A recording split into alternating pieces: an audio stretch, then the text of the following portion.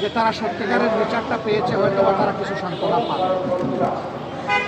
আমরা আগামীতে এমন একটি বাংলাদেশ প্রত্যাশা করি যেখানে আর রক্তের গুলি খেলা হবে না, যেখানে মানুষের জীবনকে তুচ্ছ গণ্য করা হবে না, যেখানে মানুষ মর্যাদা, সম্মান, ভালোবাসা এবং সমতার ভিত্তিতে বসবাস করে।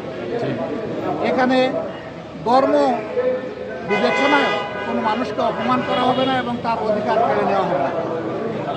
একজন নাগরিক হিসাবে সকলের মতো সকলেই সমান অধিকার এখানে ভোগ করবে এবং এটা শুধু আল্লাহর কোরআনের ভিত্তিতেই সম্ভব। আমরা সেই ধরনেরই একটা সমাজের জন্য লড়াই করছি। আমরা কোথা দুর্নীতিমুক্ত একটা সমাজ চাই, কিন্তু এই সমাজ গড়তে হলে অবশ্যই ছাতাবাস, দখলদারমুক্ত সমাজ গড়তে হবে। এই ব্যাপারে আমাদের কোনো আপোষ নেই, এই জায়গাটায় আমরা আপোষ।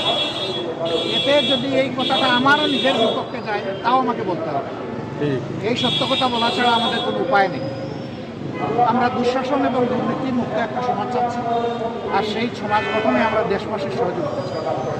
এবং আপনারা সাংবাদিক বন্ধুগণ যারা আছেন, আপনাদেরকে আল্লাহ তাআলা এমন একটা জায়গায় রেখেছে যে আপনারাই সমাজের পুরা চিত্রটা দেশ এবং দুনিয়ার সামনে তুলে ধরতে পারেন।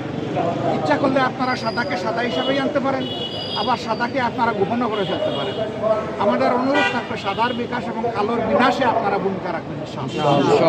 যদি সাদার বিকাশ আর কালোর বিনাশে আমরা সবাই মিলে ভূমিকা রাখি, তাহলে এই দেশে আর দুর্বৃত্তায়নের রাজনীতি পুনরায় দেখা দেবে এবং আর মানুষ ফ্যাসিবাদের কবলে পড়বে না। আল্লাহ এমন একটি দেশ আমাদেরকে গড়ার তৌফিক দান করুন। এই দেশ শুভেচ্ছা জানিয়ে আমার কথা এখানে শেষ করছি। আসসালামু আলাইকুম ওয়া রাহমাতুল্লাহ।